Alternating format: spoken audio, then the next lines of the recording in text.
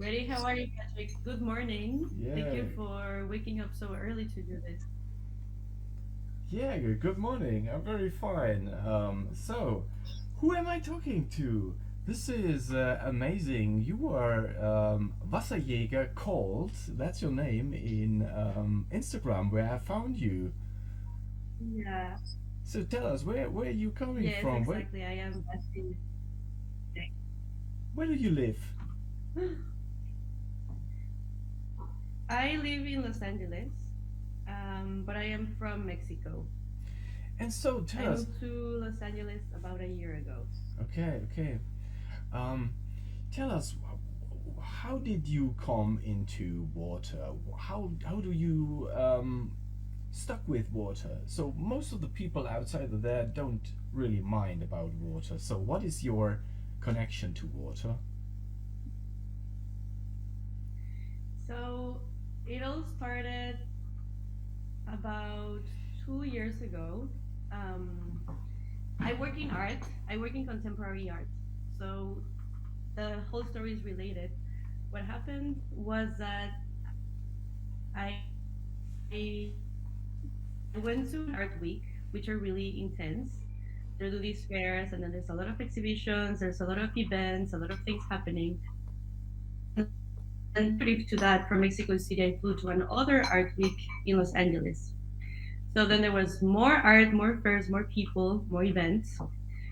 And then in the end, I thought nobody was really processing what they saw, and that there needed to be a place for people to take a break and hydrate them. So I started thinking a lot about water and how water is something we just drink when we are particularly thirsty and not all the time as a main beverage, um, which is related to what I heard you were talking. I mean, the other conversations were playing, and I heard you were talking to Martin Riese and how you were both saying that water has so many tastes, but we don't pay attention to them because we're always drinking the same kinds of water. So that was kind of the train of thought where I was like, we should drink more water. And then I started drinking more water and I started noticing that there were so many differences. And I did the Instagram as a way to remember what I was trying.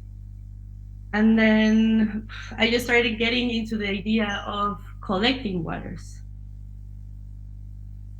from different springs or sources or lakes when I Yes, traveled. yes, I see, I That's kind of the see. story. Yeah, Yeah. it's that's a cool story because you were collecting water bottles. I started with that years ago too.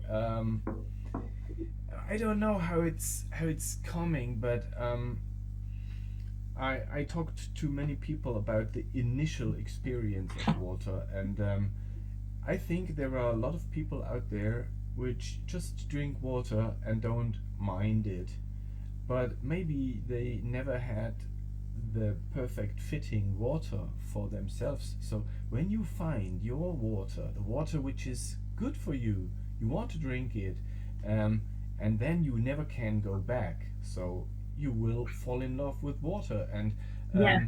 so as long as you don't fall in love with water, as long you don't understand people which really like water, and so for me it's a very very awesome journey, yeah, with water. So um, at the place where you live, what about World Water Day? How do the people think about that? Is that something which is happening, or is this something nobody really cares about? No, no, nobody cares. Um, Actually, nobody. I have to say, I didn't even knew about World Water Day. I wouldn't know about it if it wasn't for you and for your idea to cancel it. And I also have to say Okay. that since you were saying cancel Water Day, I was like, what do they mean? Why would the water people cancel Water Day? So then I was interested in this idea. Something complicated. In Los Angeles, probably Planet Day or Earth Day, I think it's called. Yeah. Um, is something that people talk about, but not World Water Day. Although we're in a desert, meaning there's not a lot of water here. I think the main source of water in Los Angeles comes from the Colorado Lake and Mono Lake in Tahoe, Lake Tahoe, like Yes. close to there. The Mono is Yes. like Northern California.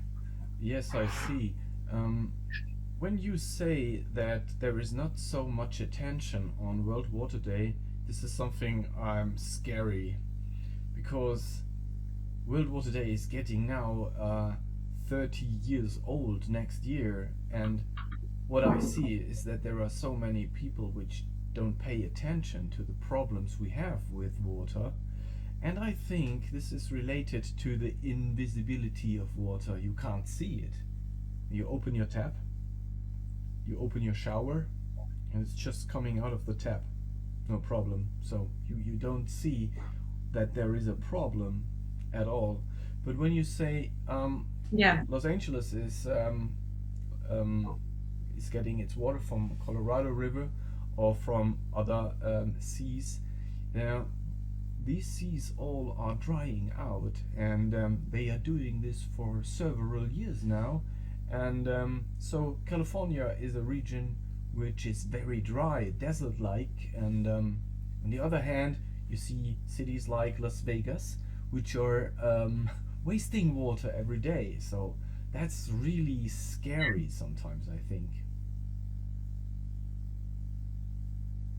it's also. I mean, in Los Angeles, it's interesting because there was a long drought for some time, and the government put some related to wasting water. So a lot of people had to remove the grass or the big lawns from their houses because it doesn't rain in Los Angeles. So to have grass in your garden, it's a lot of water. So I think slowly people are being more conscious about using large amounts of water. And it's also a city where people are kind of really um, we were talking about the lifestyle. So people in LA are very interested in the good lifestyle. So they do try to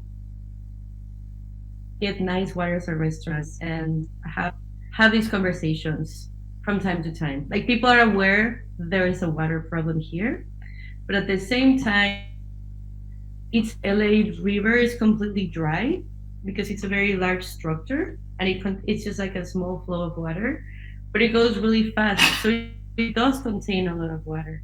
And they do recycle a lot of water in Los Angeles, but it's also recycled through chemicals. So the tap water is it's not the best quality. The tap water you drink here, it needs to be filtered. Yeah. So and I did experiment. Tell me,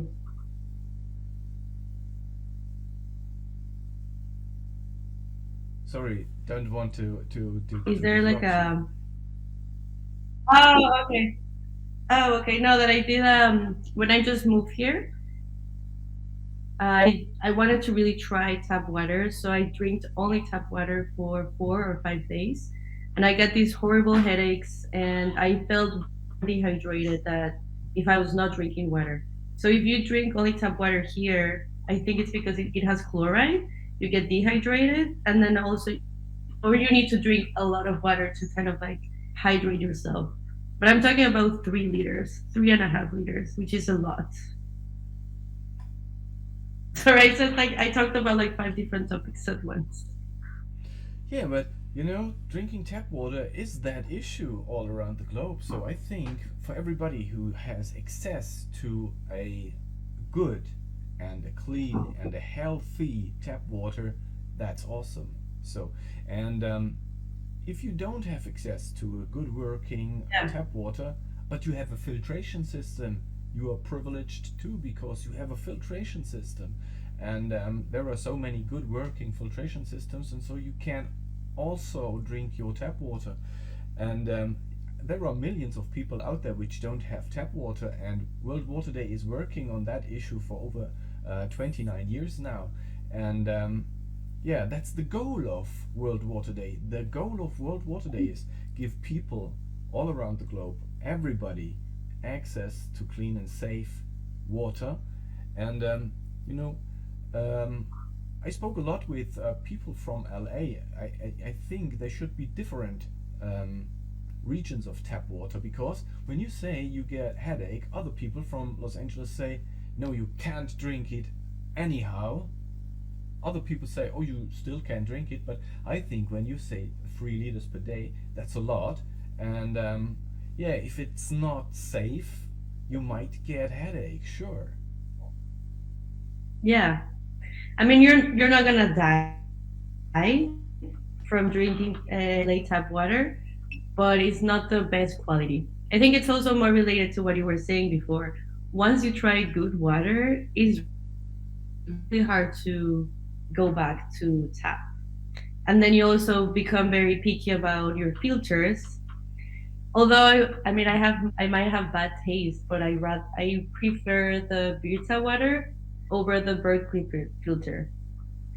You know, everyone's like Berkeley is one of the best filters, but I personally like better the way Birta tastes. But I don't know, that's just like a personal thing. And definitely having a filter and having tap water is already a luxury. I mean, I come from Mexico where over half of the population are in extreme poverty, and probably 20% of the population don't have access to clean water or plumbing. So people need to collect waters, and there's some interesting foundations that create filters with buckets, or like very simple, cheap filters made with and stuff like this, so that whole communities can use them, because the government hasn't been able to reach a lot of indigenous areas or communities to provide water filtration. And well, in Mexico we don't drink tap water anywhere. I'm talking about access to a shower, stuff like that. But we don't drink tap water in Mexico. Impossible. You could get diarrhea probably. Yeah, understand. Um, Like disease. my Actually, in Mexico, yeah, yeah. I definitely Oh, understand that. no, I was My just gonna say in Mexico, disease. Sorry, I interrupted you once again. That's not what I wanted. But when I listen to you and that you say Mexico, nobody drinks tap water at all, and we have many regions on our planet where people don't drink water from the tap, and I really understand that, because in the region it is not good for you. But when people come to London, and my partner from London, he told me that so many people don't trust the tap water in London. And you know, he's working as a water technologist, and he knows that the tap Oh water in wow. London is safe. You can drink it. But from a cultural background, people which come to London or other big cities in Europe where you can drink Mhm. without any issue tap water, they don't trust the tap water. And so this is a signal, a sign for, hey, there is something really going wrong with tap water in regions where it could be much more safer than it is. Because if a tap water is safe, has something to do with treating the water. So how do government treat the water, and why isn't it not really safe? So it could be, and it should be.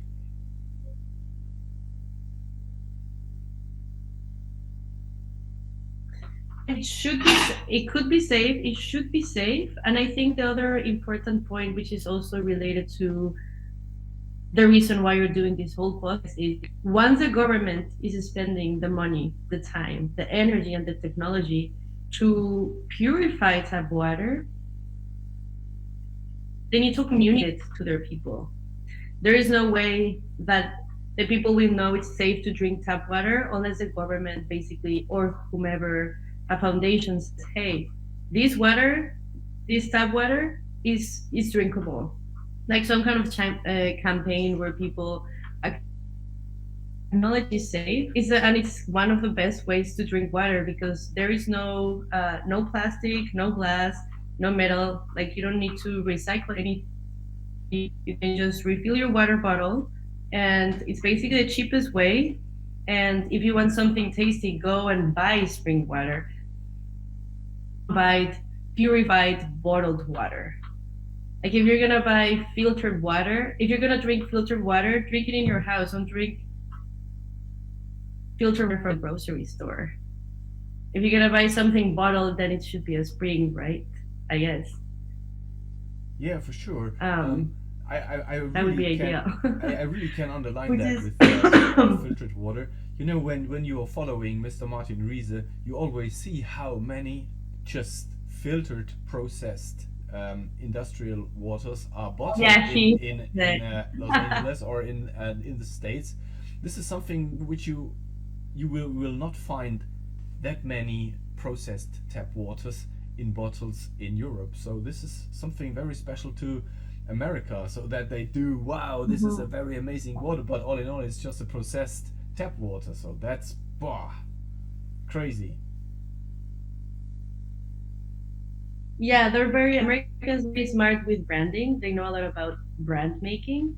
So they can filter the water and then create a really cool brand.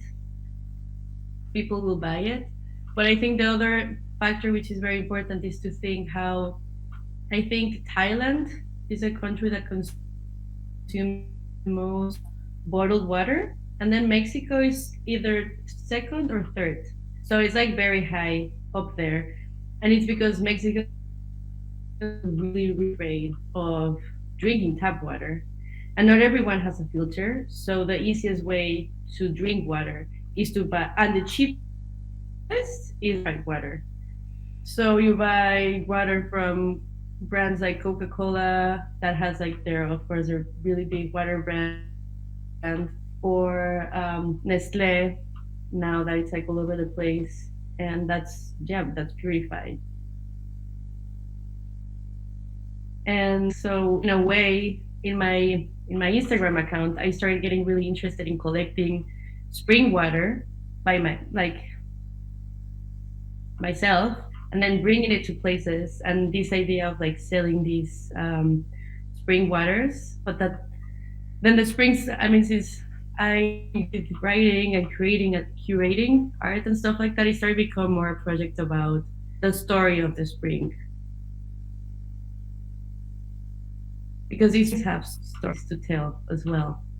So I got water from the, I don't have it with me because I'm not at home, but I brought water from the spring, for example, where, if you're familiar with the Bible or the Torah, where Moses hit a rock with a stick. So they walked 40 days in the desert, when Jews were liberated from the Egyptians. I mean, says the Bible. They walked 40 days on the desert, and then God told Moses to hit a rock when his followers were starting to die. And then a spring was born, and that spring, and so I went there and I collected water and I brought it back. So that's more like a holy water, right? Or I brought water from a spring from my hometown. So it becomes more of a personal collection.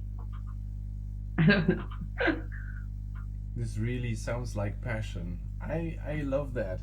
Um, you know, when I stuck into the topic of water, I realized that this is all in all a real amazing thing, because our human body and the bodies of animals and the body of plants is all made of water in another percentage, maybe 80%, I don't know, but around that. So every living being, every human is made out of water. So we are all water.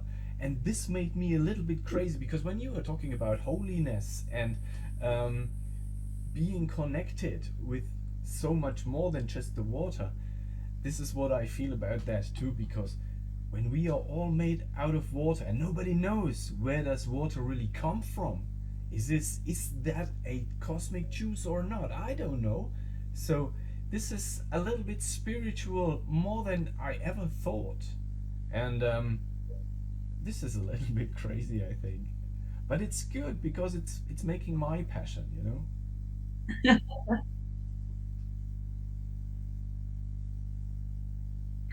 I mean, I think that it's really interesting what you're mentioning. Like, yeah, we're definitely made out of water.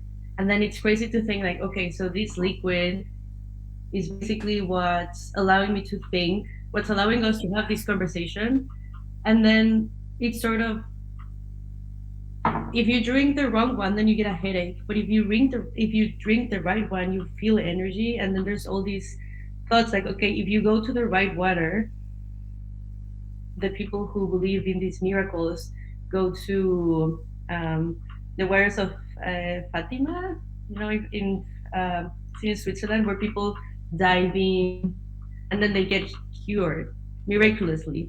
yeah, And there's all these, water is such a big topic even in mythology, and how people understand story is through rivers and through the sea, like all of these stories about the Dead Sea being open, or the Nile is so important for the Egyptian culture. Like people always have to go to these bodies of water to exist. So it's also a part of how humankind understands themselves. And I'm interested in that part of water as well. How we generate stories through water, and that also delivered me to the taste of water. I don't know. That's kind of the curve that got me interested. it's amazing how deep your look is on water. So for most of people, they say, "What? What is that? It is water. Okay, it's water. What? End. Story ends here. Starts here. Ends here. Zip. Over." So you are looking And such here, as deep on that. Amazing, amazing. Yeah, but what you just said with that river and getting healed, um, in Germany, hundreds of years ago, they brought out the culture of spa bathhouses. So this is a story which is very old, oh yeah, and spa means only sanum per aqua, and that means getting healed through water. I don't, I'm actually gonna write that down. Oh, Sanu per aku. Yes, spa sanum per aqua. Yeah, and that's amazing. That's I really think. interesting. Yeah, Um, when you look because at, I'm actually my culture. Um, yeah, when you look at oh, that, you continue. see from so many spa places, we still have the waters here. You know, um, uh, don't have it. I don't have it here, but um, one of the one of the most known brands on the planet, Vichy Catalan, is directly from such a spa town, and this is Yeah. with other brands too. And those brands still have that magic inside because otherwise it would not work. You know, these are small family-owned brands, but they still are successful because they still have that magic inside, and that magic is what you call taste, or what Martin Riese is telling about mineralization, or anybody else is talking about the carbonization. But all in all together is the magic, and so that's my opinion. It's culture, it's tradition, and it's magic with all around the bubbles. So that's my thing.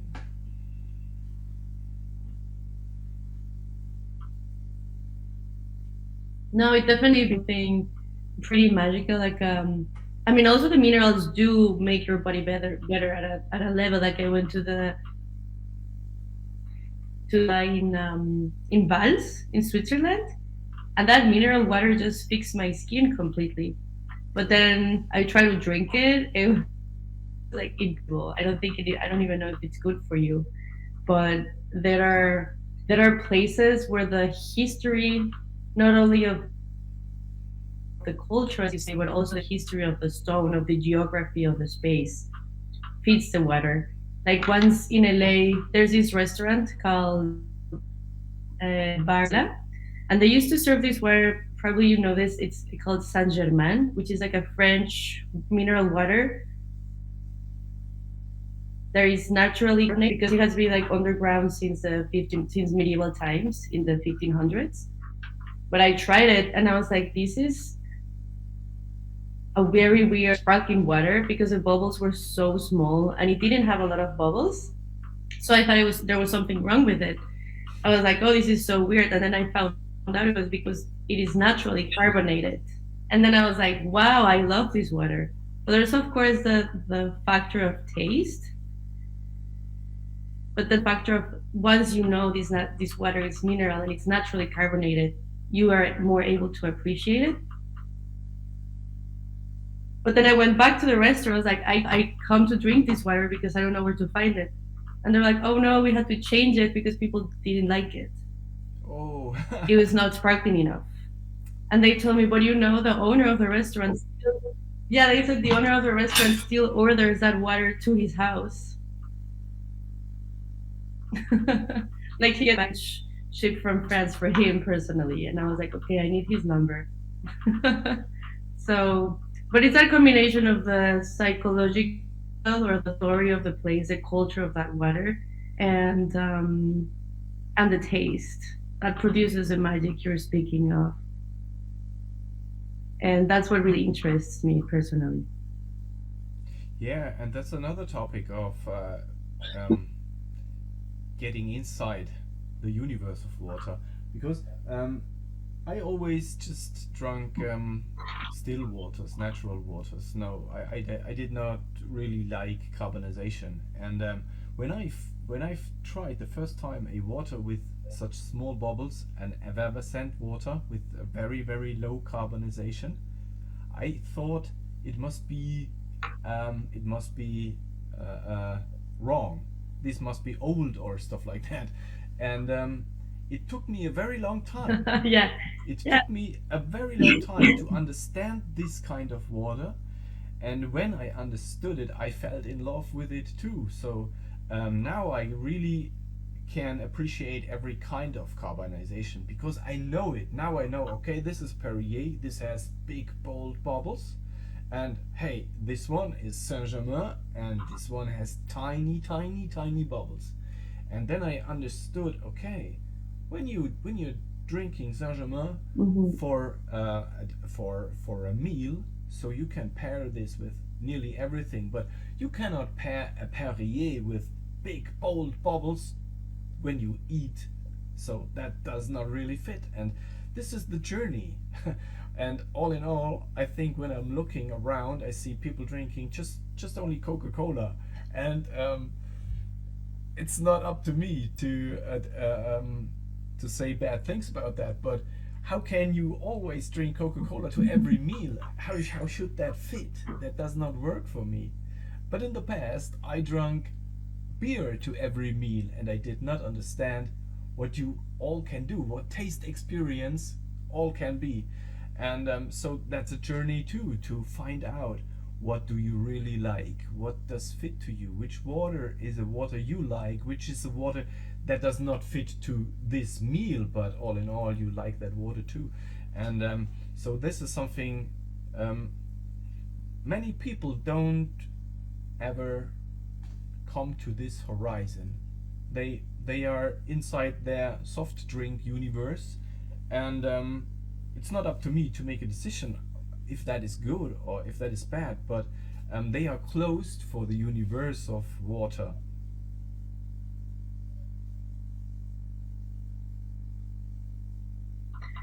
And so, would you think, for example, if a restaurant was to actually have more than five options of water, people will, and the restaurant was like, okay, these are the different pairings with each meal, do you think people would actually take the time to pick a different water, or they would go with what they know?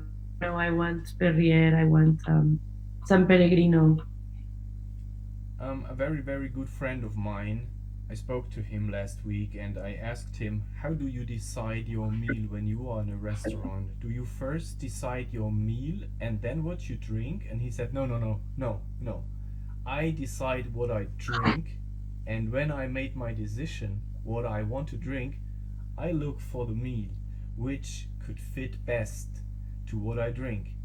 And this was the Mm. very first time when I understood you could Yeah. you could make your decision in this direction. I never thought about that before. And the next thing is that Millen and I, my partner and me, we made a water menu. And this water menu is a little booklet, and you can have that in the restaurants in Europe, and you can give that to your customers, and you can make your decision which waters you provide. I think the problem is most of the restaurants just have one water, a still and a sparkling version, maybe two, but not more.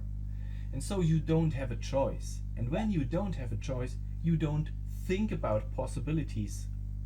But if you have more waters, you will be open-minded and you will think about why so many waters, and you will make your experience. You will try it out. You will ask the chef, "Hey, why do you have five waters? What is the difference? Tell me."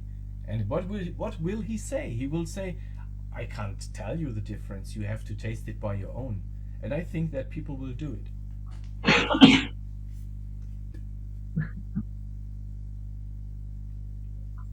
I mean, as long as it's I mean, it has to be like a restaurant that already has like a flow. Because, for example, I found out that Martin did the water menu for LACMA, the museum. I was like, oh, I have to go to the museum and see this menu and try the waters. There is a bar. So I went to the museum, to the cafeteria, and I was like, hey, can I see your water menu? They're like, I have no idea what you're talking about. So I was like, well, I saw an article that you have a water menu with 50 waters. And the guy was like, no, maybe we have another cafeteria, maybe it's that one. So I read the article and I was like, no, it's here. So another waiter comes and he's like, I know what you're talking about, but we stopped serving the waters because people kept ordering the same ones. And then their stock got old and then they couldn't sell it, or it was too expensive to keep buying all these waters when people were not buying it. But I think it's because it's a small cafeteria and it's not a full restaurant. Like, it has to be very targeted. It has to be a place where people are willing to experiment with a new wine, willing to experiment with a new water. So I don't know. It's a difficult task to make people notice the water. Yeah, I think so They don't too. notice when it's good, but they notice when it's bad. Yeah, I think I really understand what you mean. We will stream a conversation from the Bled Water Festival from last year in a few hours. I think. Let me have a look. This will come in. Blackwater Festival? The water festival is called Bled, Bled, just like bleeding. Bled Water Festival, and this is held in Alex. Slovenia every year. And I was participating on a conversation, on a panel discussion together with Michael Mascher, and there we talked with gastronomy, with hotellery, with the chefs about this issue, about water, and Mhm. what about a water sommelier in a restaurant. And I think we are just at the beginning of that. And what it really needs is we cannot do this overprice. So I think many of the restaurants which tried it out with a water menu made made it with waters which are too expensive. It's too So expensive. when you're doing that with a water around $12 Mm. or $19, this would not be something which people are really trying to understand. So if you want to get people involved, you will have to do that with good waters, but not high priced. And this is what I think what is needed. You can bring one high priced water in, but not every water. If you do that, it won't fit. And the people will say, what is that restaurant? What are they trying to do? Do they want to um, uh, keep my money, or what is that? So they don't trust you when you do that with too high priced waters. That makes sense. No, that's interesting that you mentioned it because I never really thought about the price. For me, what I was thinking of doing like a it's also because my context comes from art. So I was really thinking about doing some kind of a water bar. There has been a lot of water bars and they all tend to close. So I just wanted to do something temporary, but it's more related to artists. So I want to commission artists to do glasses, to do the furniture, and do all the pieces. And we could work with your water menu. That would be incredible. Yeah, that sounds Like cool. now, I'm missing the water. Yeah, that sounds cool. When you ever come to London, come to our We water have everything boutique. except for the water, but it's more So, like a pop-up. Yeah, I got in touch with the what's his name from Beyond Water. yeah, Justin. But do you have a boutique in Los Angeles? No. Yeah, Justin. Sorry, Yeah, Justin Takashi. yeah. Yes, get in contact with him. He's our man for fine liquids in LA. And, all in all, we are working on making that community a little bit bigger. And when you ever come to the UK and when you ever come to London, come into our water boutique, because over there we have our Fine Liquids Art Gallery. It's the same place. The Fine Liquids Art Gallery and the water boutique is still one place. So we bringing art and water art together with Oh, okay. natural water. Yeah. So that's our vision. That's our mission. Oh, that's incredible. Yeah, I mean, I wanna talk to you about it, but we're like a broadcast. And I was also supposed to talk for 10 minutes, and it's been almost 40 minutes. I don't know if like you were waiting for someone else. I also chose a very weird time for you. I'm sorry. It's okay. I'm very honored to have you here. So thank you so much for your time. Oh no, no, the other way around. I am very honored that you invited me. I mean, my blog is so small. I only have 100 followers, but I have a lot of passion for water and different interests. So it's an honor to be invited and be part of the water community. Cool. Very cool. So, I think I have to wish you a very, very lucky World Water Day, and spread your passion. Please do that. Spread your passion and tell the people how amazing water can be. Yes, yes, I will. I will let people know that it was water day today, and we will. Sorry, my friend just laughed because I said that. I will let them know that it's water day today. Sorry. And I'll be in touch so we can do more stuff in LA for sure. I'm interested in the menu and making people more conscious, finding ways to save water and yeah, and make people drink better water too. All right. Very cool. So, in that direction, I will say goodbye to LA, and I wish you a very good time. Stay healthy, stay safe, Okay. stay lucky. Thank you very much, Kat. Very cool. Yes, happy water day. Yeah, bye bye. Bye. So, that was LA once again. Such a big planet.